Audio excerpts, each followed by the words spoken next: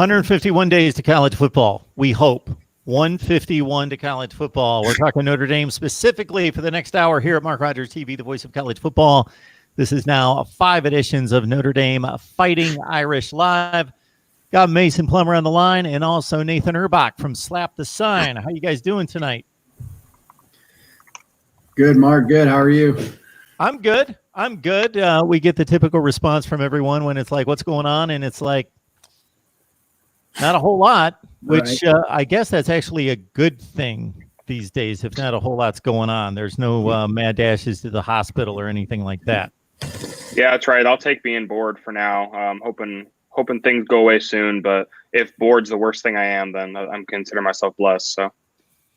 So we asked everybody in the live chat to certainly deliver their comments and questions.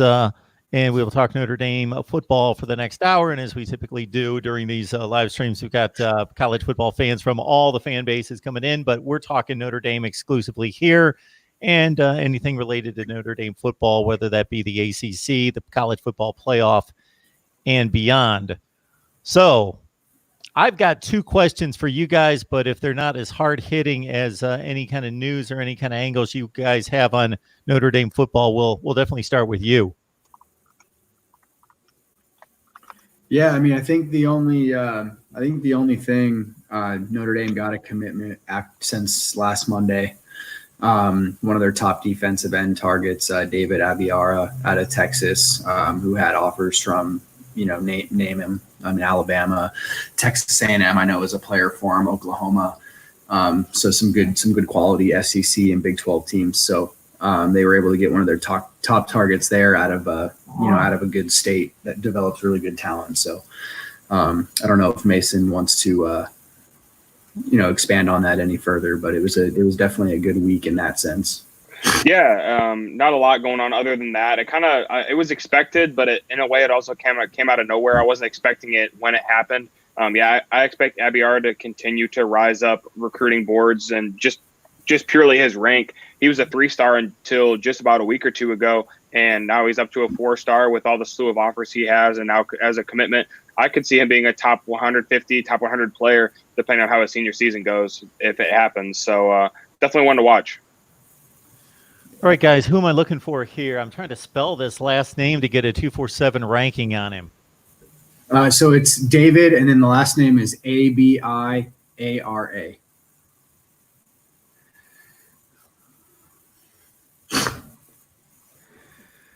All right, David Abiara. We've got, according to the 247 composite, 23rd rated strong side defensive end, 51st rated player out of Texas, top 345 player, regardless of position, Mansfield, Texas, 2021 class, has committed to the Irish, Alabama, Arizona State, Baylor, Colorado, a ton of other teams in the running. So good get right there.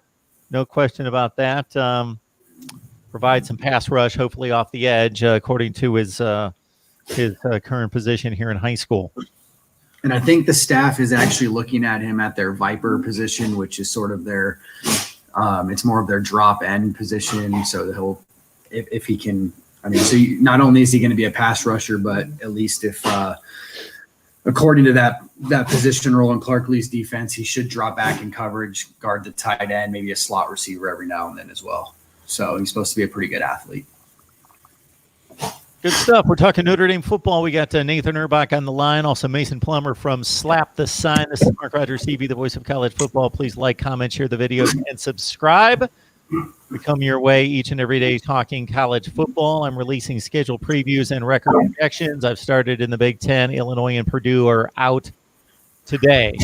Not necessarily expecting a ton of views on the Illini and the Boilers, but we get to everyone, so that's what we've got. We had Michigan and Ohio State yesterday. So, Mason, I didn't prime you for this one, and Nathan and I discussed this before we started to record. I got 2 questions for you guys.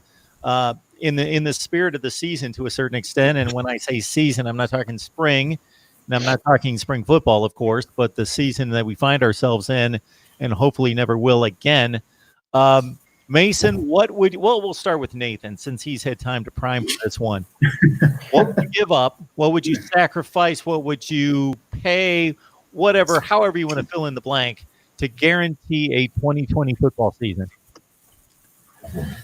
It's weird. Like you did mention this, and I think I told you I didn't really have a good answer, but I think the one thing I would do is I would give up, outside of maybe baseball, I'd probably give up sports the rest of this summer, just to make sure. I mean, I know me and Mason don't necessarily make a living off of covering Notre Dame and stuff like that, but it definitely helps to have some coverage. So I would definitely give up. The only reason I say baseball is that's my day job. So I need baseball to make a living myself. But outside of that, you can take away all the other sports or anything else that comes with it, including the NFL.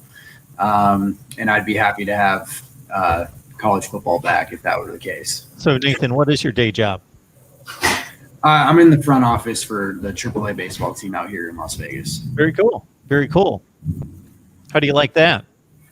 It's fun. It's a grind for sure. I mean, I'm only 27, so we're still kind of about 5 years out of college and started in the college ranks with the UNLV baseball staff there. And then now I'm trying to get into more of the player development side. So, no, it's definitely been a fun ride, and I'm hoping to continue to get that. So based on my limited exposure and experience with those kind of positions, I will liken it to the sports information department at colleges and universities, which I know a whole lot about, not having worked there myself, but working with those people for a long time, and specifically 6 years at Alabama, Mississippi State, and Ole Miss.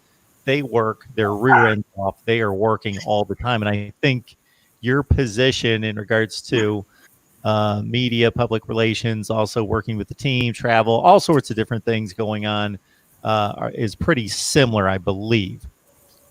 Yeah, I mean, I definitely haven't been that too much affected by like the coronavirus and COVID-19, but I mean, I'm working from home, and I do have a little bit of a commission that helps me out, and so the commission's kind of taken a hit. But other than that, I mean, yeah, no, it's definitely been a grind, and that really hasn't stopped, and it's definitely a year-round type of gig. No matter, I actually probably am busier outside of baseball season than I am during.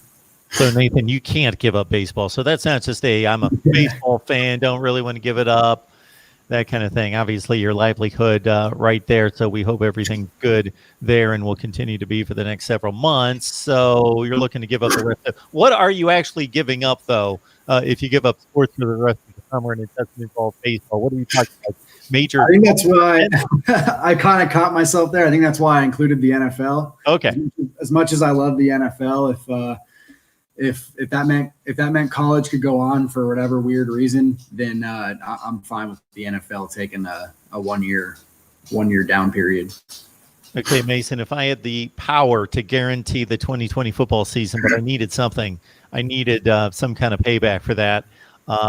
Whether you want to sacrifice something or give me a nice fat check, whatever it is, whatever you want to fill in the blank. It's obviously a fun question that is completely meaningless. What would you give up or pay? This is a Rumpelstiltskin kind of deal I'm seeing here. So I think I would go. I had this entire time to think about it, and I didn't think Nathan would take my answer, but he did. So yeah, I really think I would give up just about every other sport. And Nathan and I both follow just about every major sport, including the UFC, hockey, baseball, you name it, NFL. So I think I would be willing to give up just about everything. The college season is what I look forward to the most. I think it's the most exciting. It's most unpredictable. It's just it's a great 12 to 15 weeks of college football, and it's something I look forward to every year. Giving up baseball would be huge. My White Sox should be good for the first time in what feels like forever, but I think I'd be willing to give it up for a full college football season. Okay, you get all of college football. You've got no NFL, no baseball. Don't know if you care about the NBA, college basketball. I guess they could start up on January 1st of 2021. But yeah, you're going to go that route. Okay, very good. You just mentioned something that I also think is an interesting topic point, because for me, when I look at trying to project the next college football season, I just have it set in my head that the elite teams are the elite teams. It's not going to change anytime soon. The next tier that we've talked about, Penn State, Notre Dame, Michigan, on down the line, those other 6 or 8 schools that get you to like top 15 to 20 in the country, they've pretty much stayed the same for the last 5 or 6 years. Then we've got all sorts of different tiers. Then we could almost the guarantees are almost on the low end then that the Rutgers and those schools are going to be just completely atrocious and awful forever. I'm surprised at a couple things that even though the college football season seems rather predictable, at least to me, and this has been my knock on college football, especially during the college football playoff era, and we compared it last night during a call-in show to like the 1980s in college football, when you could fill in the blank with like 15 or 20 teams at the start of the season and say they could win the national championship. Now it seems like 4 or 5 teams. Then on the flip side, this might surprise the two of you, possibly, that about a third of the teams, and I've looked at the last 2 or 3 years, about a third of the teams, meaning 20 out of 75 last year, either increased or decreased their win total by at least 3 games from the previous season, which I think is pretty substantial. When you talk about 3 games, you're talking about going from 6-6 to 9-3, or going from 3-9 to 6-6, or the other way. So, for example, in the Big Ten, 5 teams out of 14, so more than a third of the league, that seems like a pretty stable, structured league in terms of the hierarchy, either increased or decreased their win total by 3. Because, and I say that because when I start to look and project for the next season, I get caught in the conservative approach of that team was 8-4 last year. Yeah, they pretty much look like they're going to be 8-4 again this year, and keeping teams on their same plane, where in fact, and the same thing in the ACC, 5 teams either increased their win totals by at least 3 or they decreased by 3 from 2018 to 19. So just if you have any reaction on that, or who those likely candidates could be for this coming season. So I've actually been saying this sort of privately to a lot of our slap the sign people, but I think Wisconsin's going to have a down year. And I know that's kind of interesting because they're on Notre Dame's schedule, and you'll get the whole thing that we always talk about, I think, every week on here about how, you know, they schedule teams in advance. They're a good program, but then maybe they have a down year. But I think Wisconsin lost a lot of talent. Quentin Cephas, Jonathan Taylor, Zach Bond. I mean, I think those were their 3 best players on the team. And I don't know if they're I know that they always tend to be an 8+ win. I mean, even maybe more than that, 9-10 wins. But I think when you lose 3 players of that caliber, with a program that doesn't necessarily recruit at the highest level, I think it might be tough for them to have like maybe another 10+ win season right off the bat. I think we can maybe see just one down year until maybe they get to Graham Mertz as their quarterback, because it looks like they're kind of trying to roll with the forgot who their quarterback's name was, but I think they're going to try to roll with him for his senior year instead of going to the young guy.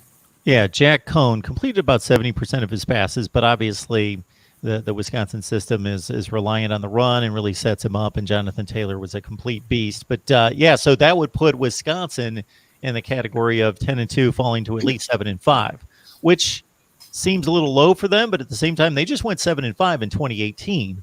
So it's certainly possible. And the Big Ten West is getting better. Minnesota's getting better. Some other schools are getting better. Nebraska may jump at some point. Many are expecting. Mason, have any thoughts about does that strike you as surprising that about a third of the Power 5 has that much of a jump or a decrease in wins year to year? That is an interesting stat, and you guys actually mentioned both of the teams that came to mind when we're talking about a team that could jump, 3 wins or potentially lose 3 wins. And Mark, you just mentioned the team I was going to mention actually was Minnesota. Minnesota is a team that I'm really interested in watching again. Can PJ Fleck do it again? I'm not sure. And again, like Nathan mentioned, Wisconsin, like we just talked about last week or the week before, about how Notre Dame's strength of schedule seems to dip from year to year, depending on who they're playing. And if it's a bad Wisconsin team, then I know for a fact, Nathan, I'll never hear the end of that. Notre Dame beat a bad Wisconsin team, and, it is what it is. You can't predict schedules 5 to 7 years in advance. So, and I think on the flip side, I think Northwestern could be a team that bounces back for, they're not typically the program that goes 3-9 or whatever it was this past year.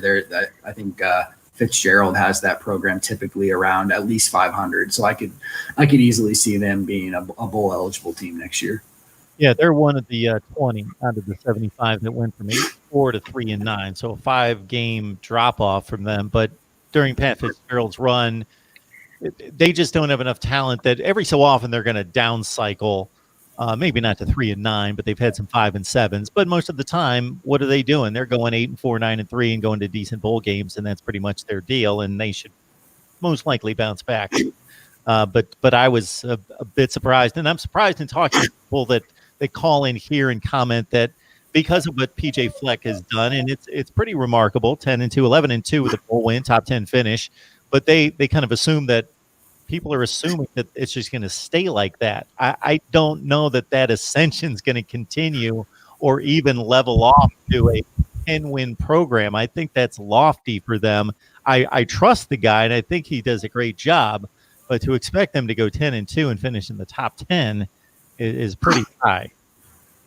Yeah, I think it's a lot to ask from what's been an average football program before he joined or before he took the reins. So I think he might have peaked, and it might be time to maybe get out of there and potentially look for something else. I really like PJ Fleck as a coach, but I don't know if you have what you need at Minnesota to make them a national title contender. I don't think you're going to have it, and even making Minnesota a 10-win program year to year, that's very difficult. Notre Dame couldn't even be a 10-win program consistently for the longest time in the 2000s. So I think that's considering all the resources Notre Dame has at its hands that Minnesota doesn't. So I think, Minnesota is really a team that I'm really excited to watch. I think Minnesota is an interesting case this year, though, too, because I think they return their top 2 offensive players. I think Tyler Johnson's off to the NFL, but I forget. I mean, I'm not going to sit there and pretend I know all the names for every other team, but I think their quarterback and their top receiver outside of Tyler Johnson are both returning. So I think I could definitely see them having another solid season and then maybe going downhill from there. Yeah, Tyler Johnson's been their star, but Rashad Bateman at wide receiver over the back stretch of the season actually may have outplayed him. So he's a star in the making.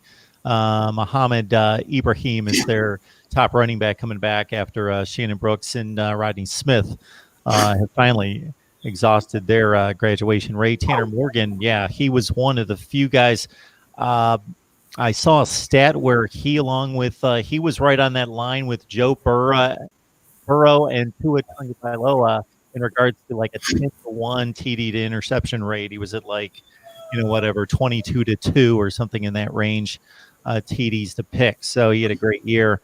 We'll see what Minnesota's got. Nebraska could be one that's a riser. So we'll get back to Notre Dame here. 904 Hurricane. This is territory that we've obviously covered, but in the connection to the ACC, do you guys want Notre Dame to join the ACC? That's what I think he's getting at here. Let's see. I'll read it verbatim. What are your thoughts and feelings about Notre Dame being a part of the ACC conference in football? Do you think there's any possibility of this happening in the future, meaning an official alignment in the conference? Go ahead, Mason. I'm going to say, no. If I'd rather remain independent. If you have to join a conference, I'd rather join the Big Ten. Everything's already in the Midwest, considering Notre Dame's location, and it's a more difficult conference to play in year to year. And if you want to be the best, you have to beat the best. ACC is up and down, other than Clemson. Florida State's solid year to year, I guess. They seem to be up and down. North Carolina is going to be good, but other than that, Wake Forest is solid, Pitt's solid. But I think I'd rather be in the Big Ten where there's 4 or 5 teams that are normally pretty solid. Nathan, Clemson alum 98 is actually willing to give up quarantine for the 2020 college football season. Very, very charitable of him. But your thoughts, Nathan, about the ACC affiliation? Right. I mean, to a certain extent, I really like the fact that they play 4 to 6 teams on a regular basis in the ACC. But at the same time, I think we talked about this maybe like a couple months ago when we first came on. I'm actually disappointed that they no longer play Michigan State, Purdue, and Michigan on a more regular basis. Like those were 3 teams that, traditionally they've played.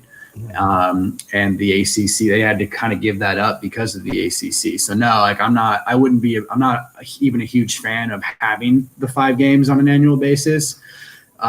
Even though it gives them maybe a little bit more opportunity to play different teams and different locations and stuff like that. But no, I like Mason. I like being independent. I like that they can play who they want, when they want. They can go to different venues. different college football stadiums that maybe other teams don't get to enjoy, NFL stadiums, and they travel across the country probably more than anybody. So I love that aspect of being independent. Yeah, so I knew when I grabbed you guys to come on here on a regular basis to talk Notre Dame football, I knew I was making a good move. So we've got two that if Notre Dame would have to join a conference are vying for the Big Ten, because that's always been my slant. I've always understood the Notre Dame stance that why not stay independent? We make plenty of money. We've got our own contract. Nobody's forcing us to join a conference.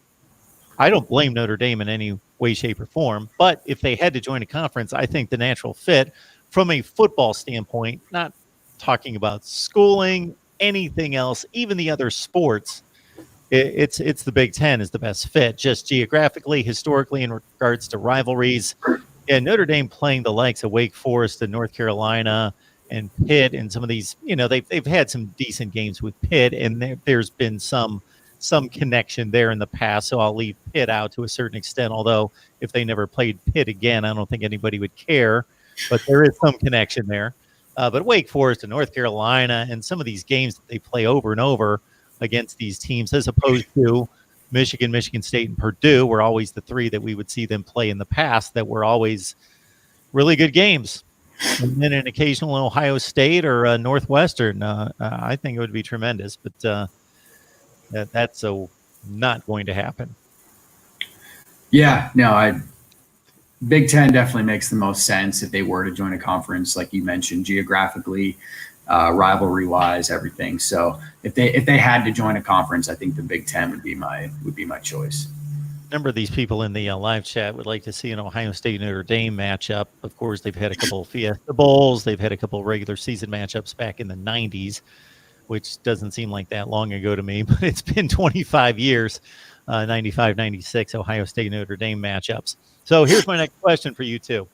Along the same lines of looking to the future and hypothetically, and it's not going to happen, about the whole, what would you do to guarantee a football season this fall? In your past, and again, Nathan gets the heads up on this, so we'll start with him. What is the biggest measure that you've gone to, the biggest challenge that you've had to go through, whether that's laying down a ton of money for a ticket or driving, overnight, or just moving mountains, changing your work schedule, bribing somebody, doing whatever you needed to do to make, and we'd like to keep it to college football, but any sporting event, whether it be in person or just to see the game on TV, what's the biggest challenge or whatever you've paid or had to do to make it happen?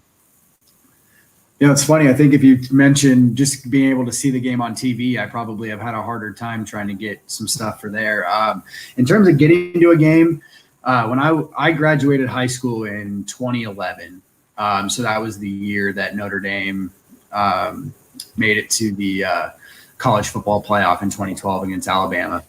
And I had to pretty much bribe my dad to make it to the USC game that year, where they had the nice, it wasn't the same goal line stand that they had against Stanford, but they made a few nice stands at the end of that game. So I was live for that game, and I had to kind of bribe my dad with some grades and stuff like that in order to get a ticket. And it's funny, we actually ended up right on the end, the Notre Dame part of the area, and that was when Manti Te'o was super big. And so the whole, I don't know if you guys have ever been to the Coliseum for any sort of event, but I was actually a little shocked that USC didn't have the fan base that especially for that kind of game and rivalry game. Notre Dame was 10-0, 11-0 at the time when they played. So, I think I saw 50-50 Notre Dame fans there, and it was pretty badass. But that was probably, for me, at least from getting to a game, that was definitely the biggest thing. I had to make sure my grades were in order. Senioritis was a big thing back then. So you can imagine, I'm sure Mason probably remembers that, as he's a little bit more recent to those. But yeah, no, that's probably the biggest I had. What do you say, Mason? Anything stand out to you? Yeah, so I'm trying to think. I haven't had anything really difficult. I've been blessed with solid Wi-Fi to watch games at school, so that's nice. I grew up in South Bend, so going to games, finding a guy that's maybe had a couple too many and getting a ticket wasn't the most difficult thing in the world. there was one time where my brother and I wanted to get into a game. I want to say I was probably 12 and he was 10. He's about 2 years younger than me. And this guy came up to us he was kind of a family friend, somebody we know roughly. I've seen him around. Anyways, he comes up to my brother and I, knowing we wanted to get into the game, and he goes, I'll give you these 2 tickets, great tickets, 50-yard line, about 15 rows up. All he wanted was 1 beer. So went and asked my dad if he had an extra beer, gave it to him, and off we went. And it was a good game. I believe it was Notre Dame USC. So to turn down Notre Dame USC is unreal, but it was a great game. Notre Dame won. So I grew up a big Cowboys fan, Dallas Cowboys fan, and they had a playoff game. Now this predates you two considerably. This is 1985. But no longer a Cowboys fan, but a Cowboys fan at the time. And the only thing I remember, I'm not coming up with a great story for that. 2 things come to mind, but for that, there was no way I was going to miss a Cowboys playoff game. But I had to work that day, and worked at a grocery store in high school. just flat out made a deal with somebody to switch shifts with me, that I'd work whatever shift on some other day with him. He screwed me at the last minute, so I just had to call in sick. Just had to pick up the phone and say, you know what, I'm sick. Can't come into work. I can't be watching, going into work when there's a Cowboys playoff game on. Another time during that same 85-86 run, had my girlfriend. I'm working at the same grocery store. I'm in high school, working at the same grocery store, and I always had Sundays off during the NFL season. And then they brought in different management. And these people couldn't believe that I was the only person in the store that had all Sundays off, because that was the deal I struck. I'm like, I'm not working NFL Sundays. And they were like, fine, and everybody else had to work some kind of rotation. And the new management comes in. They're like, oh, why does Mark not have to work NFL Sundays? So they put me on the Sunday schedule. I'm like, well, I'll fix them. So the first time I had to work an NFL Sunday, I had my girlfriend walk in the front door of the grocery store with a TV on a cart, and brought a TV to the back room, and I sat in the stock room and watched NFL games all afternoon. So that's funny. I actually had something similar to that, where I worked at a grocery store, Mark, and I had all Saturdays off covering Notre Dame and everything like that. And exact same thing happened. New management came in. Like, you're the only one in the store with Saturdays off. So I ended up opening just every single Saturday at 5 a.m., but it was worth it to be able to get out and tailgate. So absolutely. There you go, 5 a.m. That's a bit rough, but you get out. Now my hard time just trying to convince my wife to let me watch anything I want. So there you go. Right. All right, I'm going to try to catch up with the live chat here, see what we've got.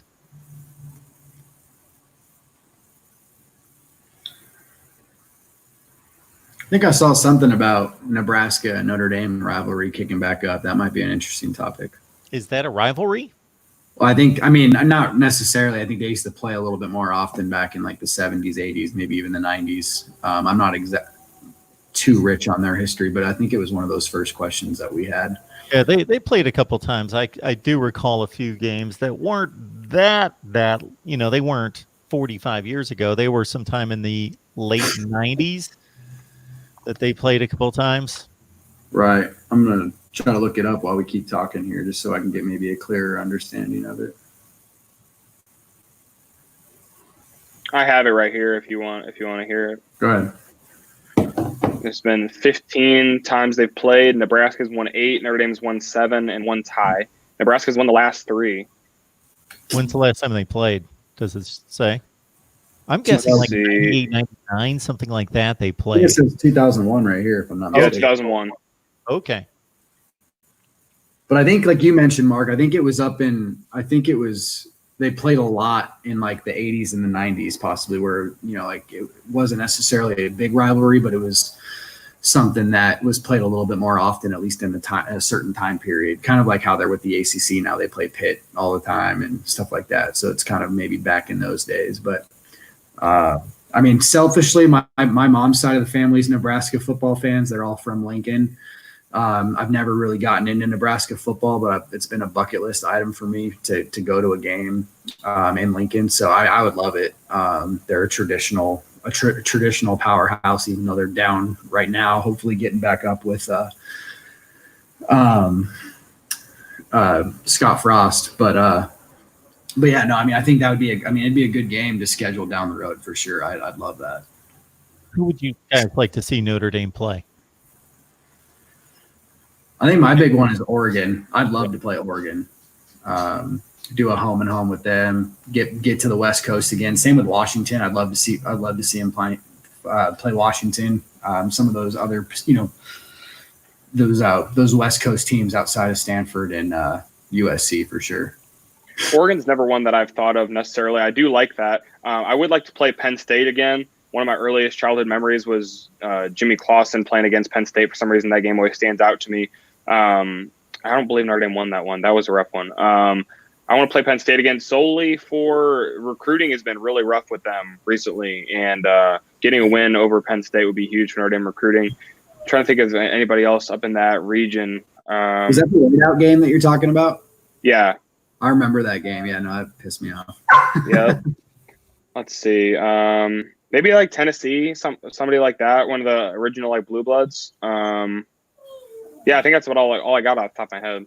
Notre Dame and Tennessee had some nice games in the 90s, in the early 90s. Lou Holtz during that time against Tennessee, yeah, back and forth, home and home. Dennis Wilson joins us on a regular basis here in the live chat. He's a main supporter of the channel, so we always like to see Dennis. A Miami fan, so you got to understand where the question's coming from. Maybe he's in the know, maybe he's just poking the bear a little bit about bad stadium, bad facilities. I have no idea where I know what the stadium looks like from watching it on a television screen. I could recognize it anywhere, but I don't know the shape of the building and the facility and the structure itself and the facilities. You guys knowing that a big play in recruiting over the last 15 years, I would say, has been just this arms race in building facilities and these plush meccas for these athletes. But I've not heard anything specific about Notre Dame. What is the status of the stadium and the overall facilities?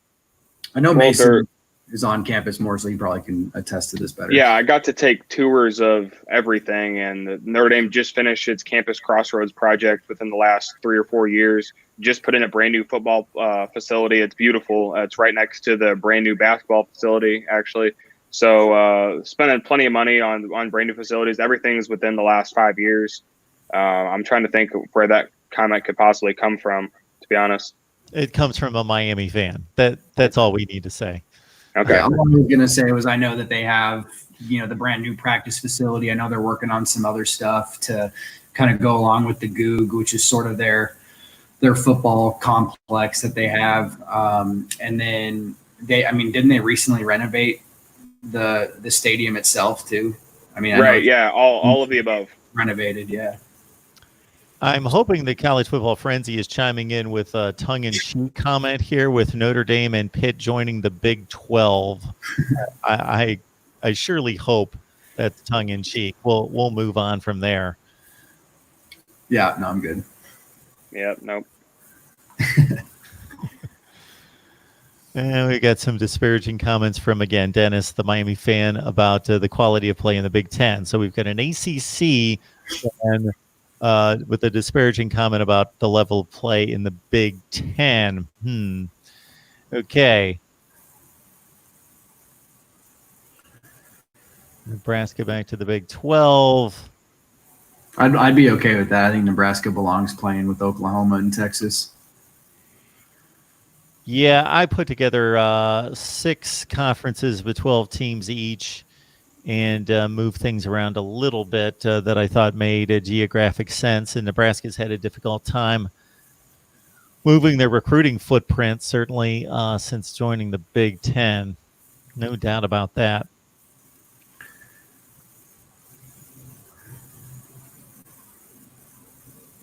Are you guys missing Michigan? Does that matter to you?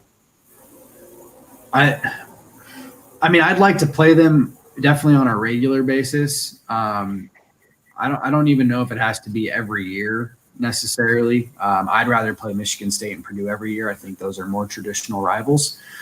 But yeah, no, I think especially from a just a fan standpoint, I think that's definitely a bigger rivalry than it is from a university standpoint, if that makes sense. So I think fans really, really like that game. And so it should definitely be played more often. Yeah, I think it's if it's not yearly, it needs to be every third year or so. Like I said, living in South Bend and being just a few miles from the Michigan border, I hear a lot of flack from Michigan fans all the time. And not necessarily, like I said, I try to distance myself from being a Notre Dame fan and just try to be like a professional kind of reporter type. But, you know, you hear it all the time, knowing what my profession is, that, you know, oh, Notre Dame this, Notre Dame that, you know, whatever. But it's fun either way. I don't take anything personally. I think it's a good rivalry, and especially considering the distance between the two and the impact it has on recruiting, it's always good to have. So Mason, let me get this straight. You're still a Notre Dame fan, but you're trying to look at the sport objectively? Well, I see that's the thing about covering Notre Dame. It's just I jumped on the first job that approached me, and I try to cover the team objectively without having a biased fan input, if that makes sense. So, you know, I still watch all the games as a fan. I guess I'm still rooting for. Absolutely a fan, Mark. Trust me, I can guarantee you that. You know, but I have to be professional as well, so not trying to throw any bias in there. So, if that makes sense, it's an interesting line to walk. Oh, it makes total sense, because that's what I do here.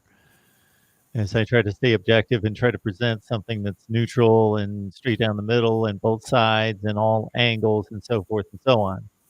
I think really what Mason's getting at is that in our writing, specifically at Slap the Sign, we don't try to sugarcoat things or pump joy into Notre Dame all the time. We're definitely not negative writers. We don't sit there and trash the program like you'll see on social media with certain fans of fan bases and so on and so forth. We keep it pretty positive overall.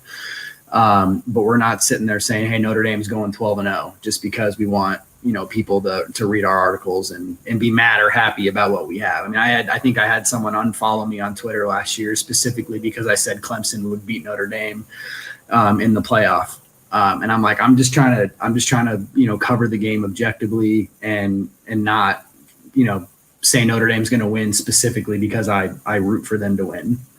So I think that's really what Mason's getting at, and we've unfortunately, like, some of our writers might be more like that, or have been in the past, and we try not to, for sure.